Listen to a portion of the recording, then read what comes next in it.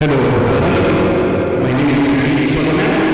I am one of the servants for the Premarital seminar. The most difficult lecture, like today. This is very difficult for me. I have you up, so my job is to keep you awake.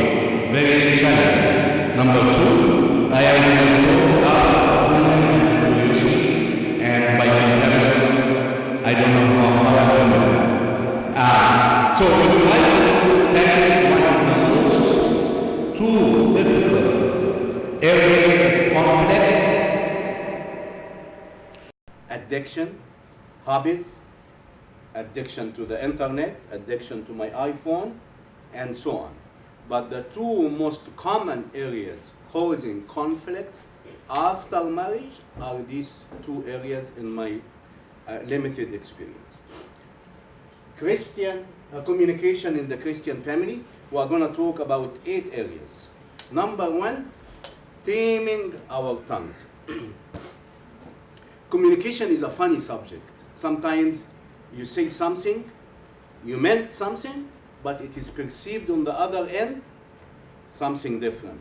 I tell you a story. We had 2 years ago, we had the cousins from Egypt visiting for the summer, 2 months, and very highly educated, spoke English, sufficient enough English, and we did the pilgrimage, Disneyland, Knott's-Berry Farm, and so on. So at the end, I was taking them to the airport, LAX, going back. Good. My wife is correct. I'm taking them back to LAX to go back home. So I asked the husband, he's my cousin, married with 2 children. I asked him, how was the vacation? He said, very enjoyable. We liked, every place we went to, we enjoyed it. But there is one thing I did not understand. I said, what was that? One of the visits we did was a football game. So he said, I got confused. I said, what were you confused about? He said, I didn't understand. Very muscular, bulky, 300 pounds men running back and forth, fighting over 25 cents. I said, fighting over 25 cents? Who told you that? He said, didn't you hear the audience telling the player, get the quarter back, get the quarter back?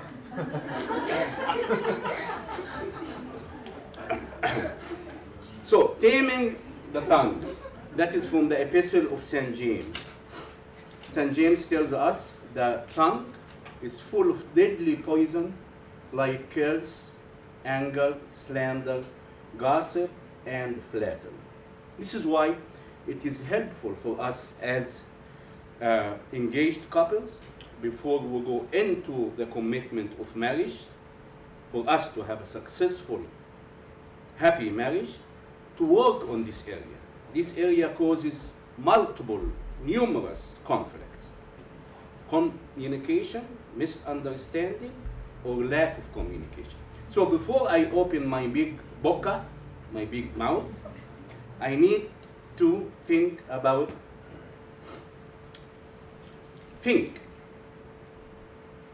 an acronym. You know what an acronym? What? What's an acronym? English is not my mother tongue, so you can help me here. Okay, so what do you think the T stands for? Before I open my big thingy? That think is the whole thing. Think is the whole thing. But the T stands for what? Take a break. What's that? Take a break? No.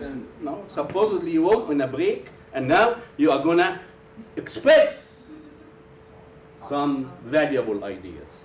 So the two stands for true. What you are gonna talk about, what you're gonna say, is it true? Okay. H is?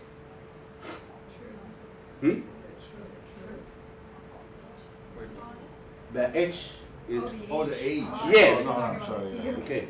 Stands for, is it helpful? Is it inspiring? Is it necessary? And is it kind? Because sometimes you have a statement that qualifies for the first four, but it is not kind. And that's how we hurt each other in marriage. We'll see in the styles of communication, very common in our method of communicating with each other. This is why God created our tongue with two guards. You can see that in the Psalms 141. What do you think the two guards that we have on our tongue? One is a hard guard, the other one is a soft guard. Lips and teeth. Lips and teeth. Lips and teeth. Thank you. That's one benefit of you attending the lecture more than one time. Even after marriage. For maintenance. Like your car, you see? Every 6 months. Change the oil and repair the tires. And okay. So this is the first area. Remember, we're going to talk about how many areas?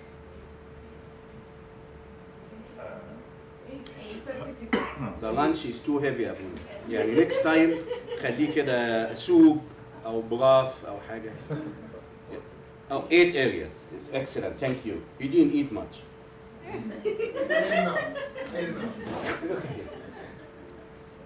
Number 2. This is important, you guys. Potential husbands, understand this. Very difficult for us, the male species, to grasp. I've been married 33 years, okay? In the first 32 years of my life of marriage, I had problems with this. Women have a profound need for verbal attention. Attention. The proof for what I'm telling you. How two beautifully engaged couples like you, they can leave each other. You know, I was talking to a young woman, and she said, when I talk to him on the phone, I stay from 10 p.m. till 2 a.m. I said, what do you talk about in 4 hours? She said, it's just, I can't get enough of him. I said, oh, that's healthy. How do you think two people who are inseparable, who don't want to leave each other, they are so much, quotes, in love, end up in some cases to divorce? Anybody can answer? They got too much of each other? No. No communication. No communication? They stopped communicating. Is what? They stopped communicating. They stopped communicating. That's one big area. So the bond that was enjoyable in the dating area, dating time, and when we were engaged, and we cannot wait to get married, I hope Abuna can find a vacancy in his calendar to bring it earlier. They end up hating the guts of each other. Why? Some areas, especially sexuality and communication, we did not pay attention to. So we'll talk about the woman's need for verbal attention on a daily basis to maintain a sense of oneness. The woman cannot relate and love a man and give her body to a man in marriage if he is mute. It's not going to happen. Or if he is so busy building a business, he does not communicate. It's not going to happen. This is why the next statement, I'd like you to read it and write it if you have a pen. Most women fall in love. You see this beautiful couple facing each other, communicating? Most women fall in love with men who set aside time to exchange conversation and affection with them. They stay in love with men who continue to meet these needs. So remember back the beautiful couple who cannot stop talking to each other, how the relationship deteriorates to the point of hating each other's guts and sometimes counseling and sometimes divorce. I would say 60 to 70% is coming from you. What's the minimum requirement? Like how many? Like an hour a day? Do you want me to go to jail? I have a man who told me I've been married for 2 years and I never spoken to my wife. So, for 2 years, he said yes. I said, how did that happen? He said, I am not used to interrupting her. Okay, so what is the average? The average, in counseling books, they said 15 hours a week.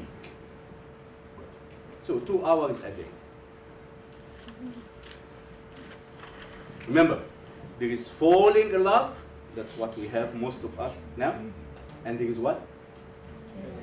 Maintaining love. And when love dies, there was a need from one party or both that was not met. You had a question? Sort of. Okay. So if he doesn't talk to me, I'll feel bad. But what if I don't have the time to talk to him? I mean, that applies to the female, and she needs verbal attention, but does men need verbal attention as well? They do. Not really.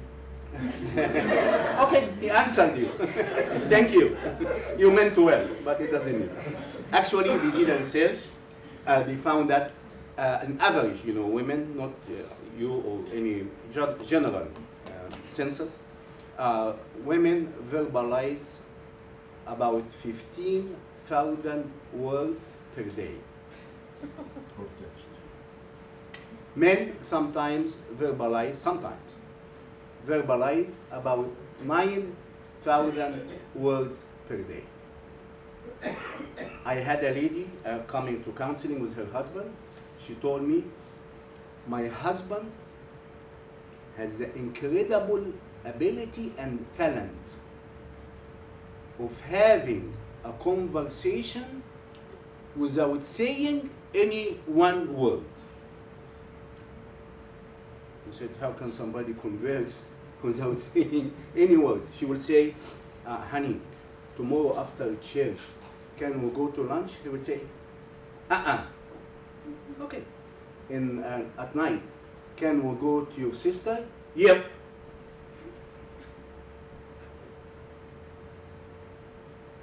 I think the message I'm planning to drive for you is the capacity of the male species to talk.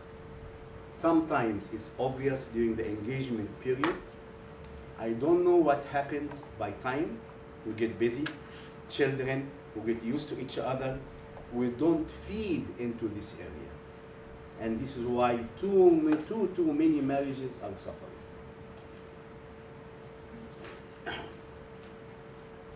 The need of women versus men for communication, I cannot overemphasize.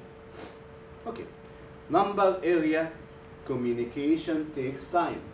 This is why in some divorce cases, the couple who married because of love and the enjoyment of the communication with each other and the mutual admiration, they get busy with building a family, they want to buy a house, they got 2 jobs, she has a full-time job, 1 child, running around. Life is very busy. You guys are all busy, including myself. And the communications falls apart. Sometimes the bottom line of counseling comes to this: marriage versus money. So be cautious to dedicate some time in your hectic schedule to maintain the bond.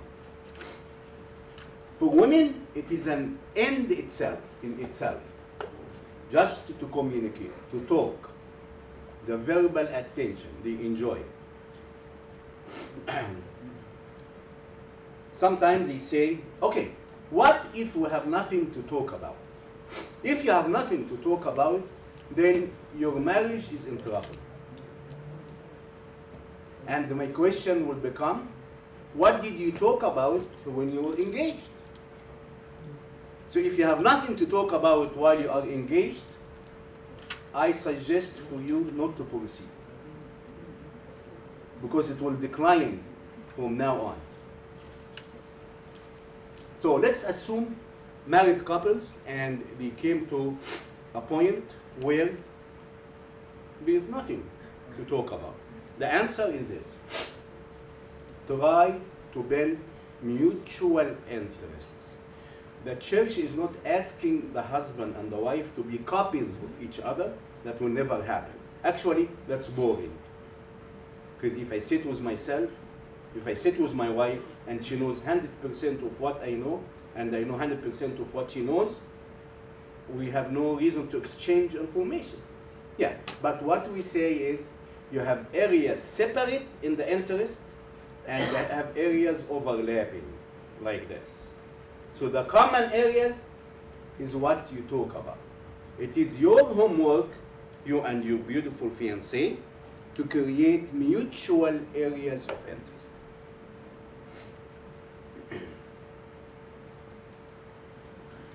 Money versus marital happiness. Of course, life is expensive, but sometimes I see some couples just on the high speed money accumulation. When you do that, some other areas have to suffer. So if you have enough to survive and a decent income, there is no need to work overtime and work Saturday and Sunday and find another job. If you do, that's okay. You want to buy, a 7-bedroom house on the beach? That's fine. That's not a sin. But expect other areas to crumble.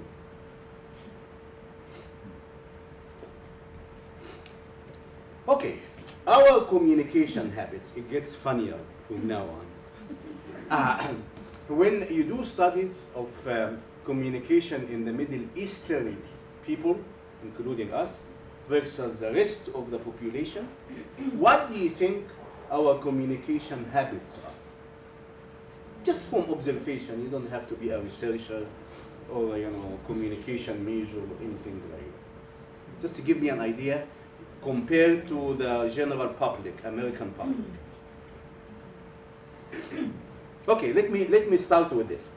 I need you to interact with me because remember, after lunch is very difficult. Okay? The stomach has some food. The blood leaves your brain to go to the stomach. The stomach needs to work. So the opening of the eyes becomes more difficult. And the sharpness and the mental focusing is a challenge. So I want you to fabricate a story and ask me about it. It doesn't have to be a real story, and it doesn't have to be even your story. So just ask me a question. I'm not going to answer you. I'm going to use that as a model or style of communicating. So ask me a question. Any question? Do you like President Trump? No, I need a story. I don't need you like, okay. How are you doing? Oh, I'm doing good. No, give me a story that needs a resolution. A conflict. Make up a conflict of somebody. Not marital conflict, any conflict. I think if you continue like that, I will take Abuna outside after the lecture and we'll decide next time, no lunch.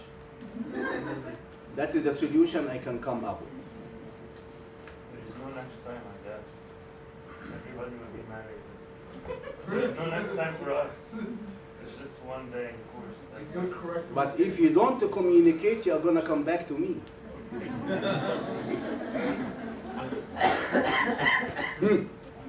Yes? Well, I think the culture habit that we have when it comes to communication. Yeah. Let me tell you. Number one culture habit. Okay? What did I do? Interrupted. What else did I do? We talked at the same time. Huh? We talked at the same time. No, we didn't talk at the same time. I cut her off. You disrespect. She's very polite. She stopped. Yeah, You disrespect her. in a way, in an indirect way, I disrespected her, but that not was the plan. That was just a model, because we do that all the time. How did you feel? I,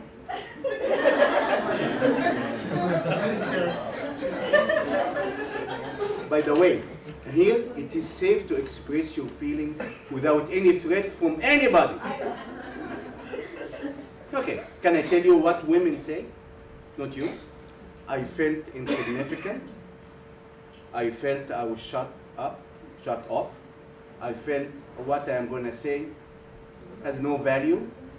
I felt of no value in the discussion, in the communication, and I felt maybe I am boring. This is not healthy foundation for a successful marriage.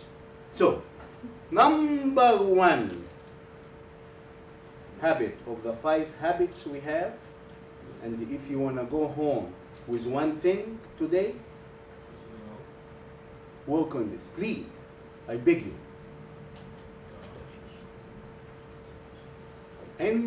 Interruption. In communication studies, they said that interruption is the cancer of communication. That's how people get angry and the communication escalates, that is the right verb, because of mutual or unilateral interruption. This is why Proverbs 18:13 tells us, he who answers a matter before he hears it, it is folly and shame to him, like what I did right now. Why do you think it is folly and shame to him? Why the scripture said? There was no psychology studies. That is Solomon, what, 1000 BC, Abuna? Solomon? Yeah. Solomon and David was 1,000 years before Christ. There was no studies, no school, no university. Yeah. Because you don't even know what she wants to ask. Probably like a different question. Exactly. I didn't know where her train of thought was going. I took the first sentence and I ran with it. It is a folly and shame to him. Number 2, what do you think? Habits, our communication habits. Listen. Who's awake? Listening? Listening? I'm talking about bad habits. Not listening. The good habits are coming. Yelling? Huh? Excellent, yes! Interruption is the cancer of communication. Loud voice.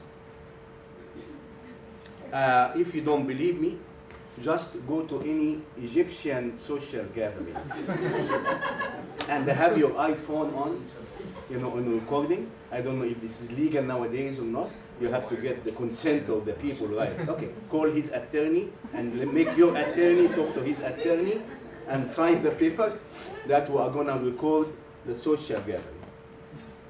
Very extensive phenomenon, and some people say because the people who came from Egypt came from big cities like Cairo and Alexandria and so on, where the auditory pollution, meaning noise, is high. Car honking and people shouting in the streets. So I have to raise my voice. I'm not angry, but that is the way we talk. Another habit?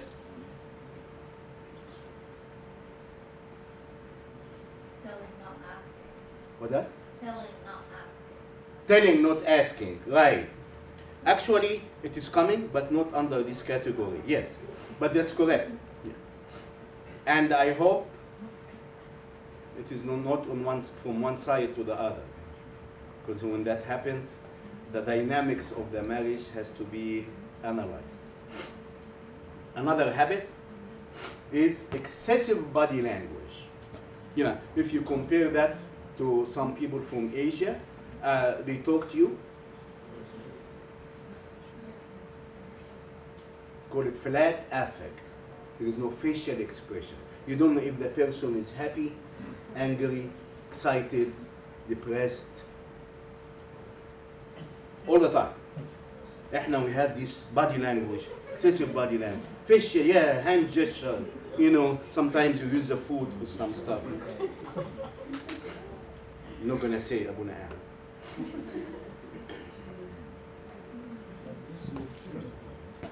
Number D, absence of positive comments.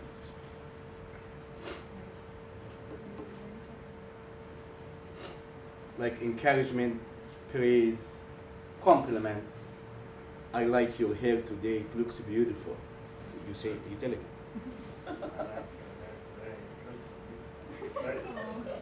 Yeah? You think she believes you? Yes. No. I like your cooking. Or for the man, I appreciate you working hard for our family. I like your decision about doing so and so. Men, they like to get compliments about achievement, business, work. Women, they like to get compliments about who can help me. Appearance. Huh? Appearance. No, I need from the women. Appearance. Hmm? Appearance. Appearance, excellent. Hmm? 3 areas. Appearance, that means everything. Housekeeping, the home cleaning, the organizational skills. Number 3, the children. So if I am a man, these areas are not important for me. I don't give a compliment. The marriage dries out gradually. How do marriages die? One day at a time. Nobody wakes up suddenly and say, you know what, what's today? Today is Saturday? Oh, I think today is a good day for our marriage to end. It never happened. It is brewing. Cooking for many years, many months, and so on, and nothing is being solved. What do you think the ratio? Oh, tell me a negative comment first. Oh, very good. Just rolled out of bed. What? You look like you just rolled out of bed. You just woke up. You know, your hair is messy. Your mouth has some odor. I'm not gonna describe. And okay, that's negative. What other negative comments? You're boring. You're boring. Yeah. Okay. What other negative comments? Your character physically and mentally, and your family and your parents and your sister and your aunt and your achievements. You can, yeah. Tell me when you're thinking, just general public study, what is the ratio of positive to negative comments in our daily conversation, as all of us? Huh? 20 to 1. No, the positive is first. 1 to 25. Yeah, helpful. 4%. So, for me to have a successful marriage, what do I need to do? Positive. I love you, man. Did you see him? Positive comments. Positive comments. Your hair is beautiful. Your hair is beautiful. Your hair is beautiful. She will believe you. I had a couple been married for 25 years, and the lady came and she said, "Do you know what happened with him?" The husband said, "No, tell me." She said, "We were going to bed a week ago, and nothing was happening. He was just sleeping. And then I said, you know what? For 25 years, you never told me I love you." You know what he did? He gave me a legal elbow and he said, "I love you, go to sleep." We men who don't understand the verbal importance of positive comments and romance for the female species, like my brother. Well, I'm just saying positive comments. Yeah, but it doesn't have to be mechanical.